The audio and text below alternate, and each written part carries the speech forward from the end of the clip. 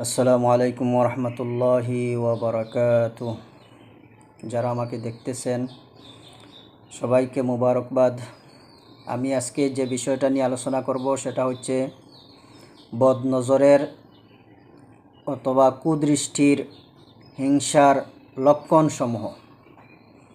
এই হিংসা দ্বারা, কুদৃষ্টি দ্বারা, বদনজর দ্বারা মানুষের অনেক ক্ষতি হয়ে থাকে। এই ক্ষতি বা এই ক্ষতির লক্ষণগুলো নিয়ে আমি আপনাদের সামনে কথা বলবো। তোর মধ্যে প্রথম নম্বরে হচ্ছে বদনজরের কারণে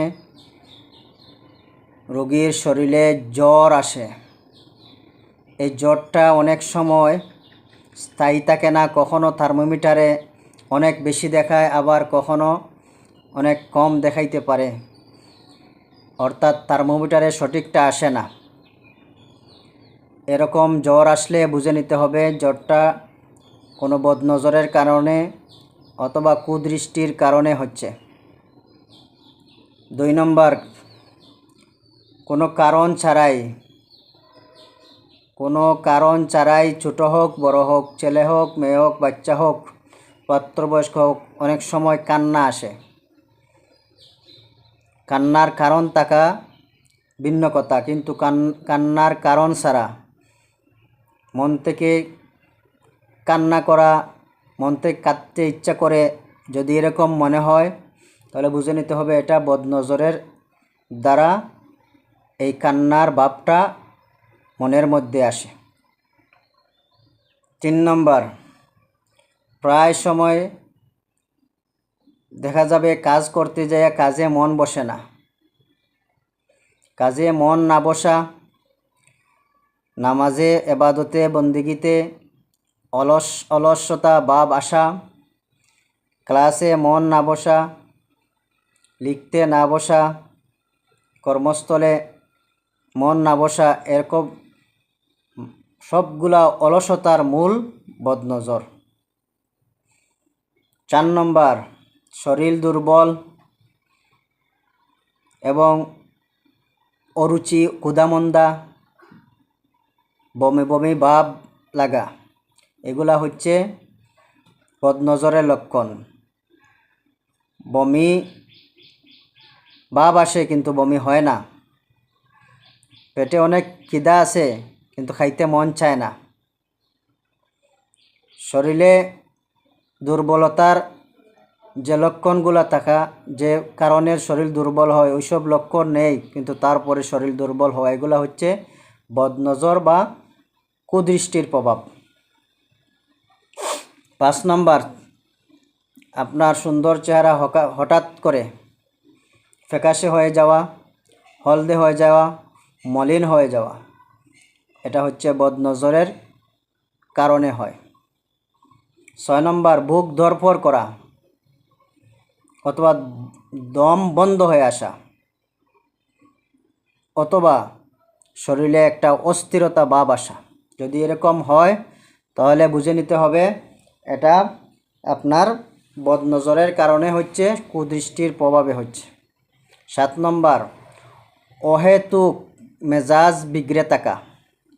অহেতুক মেজাজ বিগড়ে থাকা এটা বদনজরের লক্ষণ। মেজাজ নষ্ট হওয়া, মেজাজ বিগড়ে থাকা, এটার কারণ আছে, কিন্তু কারণ ছাড়াই যদি মেজাজ বিগড়ে থাকে তাহলে বুঝে নিতে হবে এটা বদনজর, কুদৃষ্টির প্রভাব। 8 নম্বর, আত্মীয় স্বজন বন্ধু বান্ধবদের ভালো না লাগা। আত্মীয় স্বজন বন্ধু বান্ধবদের ভালো না লাগা, এটাও বদনজরের লক্ষণ। 9 নম্বর, অতিরিক্ত চুল পড়া। ছেলে হোক মেয়ে হোক, বড় হোক ছোটো হোক, অনেক সময় চুল পড়ার কারণ না থাকা সত্ত্বেও চুল পড়া। 10 নম্বর, পেটে অতিরিক্ত গ্যাস হওয়া।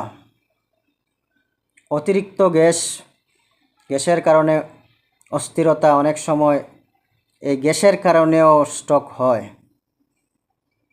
এত বেশি গ্যাস হওয়া যে গ্যাসের ঔষধ খাওয়ার পরও গ্যাস কমতেছে না, নিয়মিত গ্যাসের ঔষধ খাওয়ার পরও গ্যাস কমতেছে না, পাওয়ারফুল ঔষধ খাওয়ার পরেও মনে হচ্ছে যে গ্যাস পেটের ভিতরে কোম্পানি করে আছে।